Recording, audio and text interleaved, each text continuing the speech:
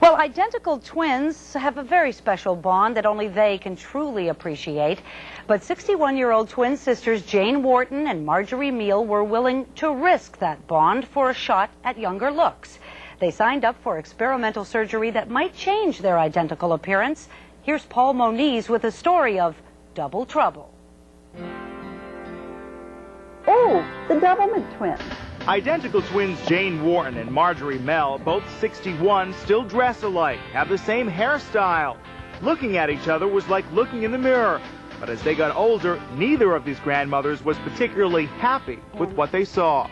I looked at her and she had wrinkles here when she turned her neck. And I thought, well, I don't have that.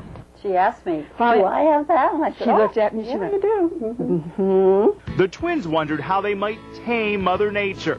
Could they ever look young again and still look alike? Man, check it out. It was at a Twins Day celebration like this one in Twinsburg, Ohio, where Jane and Marjorie met a doctor with an intriguing offer. He could give the sisters back their youth, he said, if they'd agree to participate in a special experiment. That's about what it should be like there. Oh, how nice. Yeah. New York plastic surgeon Dr. Darrick Antell told the twins about his groundbreaking study on plastic surgery. The study involves performing face and neck lifts on several sets of twins, using a different technique on each to gauge its effectiveness. Twins are often used in studies because they are easier to compare with each other than non-twins. The surgical study would give Jane and Marjorie the youthful faces they wanted for thousands less than the usual cost. But if something went wrong, they could end up looking different from each other. They risked sacrificing their twinness. This was a decision they would have to agree on for the rest of their lives. Because she said she would not walk down the street with me if I had mine done and she didn't have hers done. Last December, the decision was made. Jane and Marjorie would brave the surgery.